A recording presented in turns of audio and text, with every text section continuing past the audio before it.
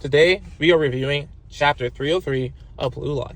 If you like this video, please remember to like, subscribe, and hit that notification bell to get reminded when videos do come out. And without further ado, let's start the chapter. Chapter 303 starts with Nagi looking dead playing the video game. I believe he won the game, but essentially you can see that this is just not doing it for him anymore. I think everybody could tell that Nagi's probably coming back. I know some Misagi fan glazers like to say, oh, he won't come back. Ego does not want him back. And you're right, Ego doesn't want him back, but Nagi's a genius, and when he put his mind to it, he's probably one of the best players in Blue Lock. And I think at this point, Nagi's gonna get off his ass and say, fuck this, I'm not gonna become a McDonald's worker, I'm getting my shit back in football. And on top of that, he already got a salary offer. I know he's refusing to do it because he wants to be lazy, but I think he's gonna realize pretty soon that this shit is not satisfying him at all. We jump to the president of Japan Soccer, the chubby president himself, ecstatic about the sales of Blue Lock TV. Essentially, they made around 78 billion yen, or 500 million USD dollars. While he's super excited about this, Ego comes in, and he does praise Ego, saying that I have to give it to you, your program did a lot of good stuff, we sold all our merchandise, we have legit nothing left.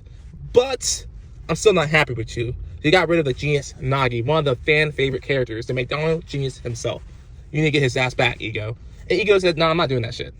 Like, he lost, those were the rules. I'm not gonna fucking bring him back. If he wanted to stay, he should have played well.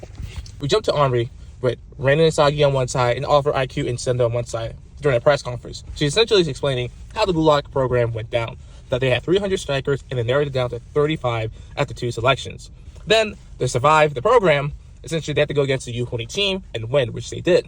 Then, of course, the NEL happened, and they narrowed down to that 35, plus all the U20 players, or at least the starters of the U20 team, down to 23 players. And now they have a U20 World Cup team. She then announces that the U20 World Cup will happen in Japan, that 64 countries will attend, some of them including Brazil, France, which you see Loki in, which is kind of crazy to see that Loki may show up, Germany with Michael Kaiser, Italy, and basically a bunch of other countries.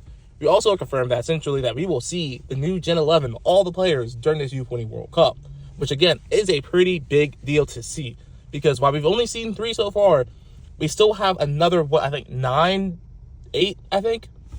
8 more players to see, all in probably different positions. After the conference, we go back to Ego and the president. The president basically says, hey, this is an order. You need to make sure you get Nagi back. I don't care how you feel.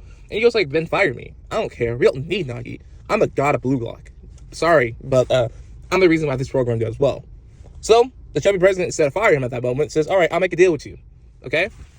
Your ass better win this fucking U20 World Cup. If you don't win this fucking World Cup, you're fucking gone. And Ego says, bet, because we're gonna fucking win this shit. And that's the end of the chapter. Pretty good chapter, in my opinion. Great setup for the World Cup, which people have been dying to see since the NEL has been, like, started. So I'm happy about it. I think there's gonna be a lot of good things to see. It does give some really good high stakes for some characters like Ego, because I didn't think Ego's gonna even get fired. I felt like after the success of making legit $500 million, Ego was not gonna get fired from his job. But this president is a dick. But I guess we already knew that. So hopefully we'll see him in the future. Not the president, but Ego, and hopefully they win. But honestly, I don't think Blue Lock's going to win. I think if Blue Lock were to win, it'd be a little bit too easy. They've been winning everything, essentially.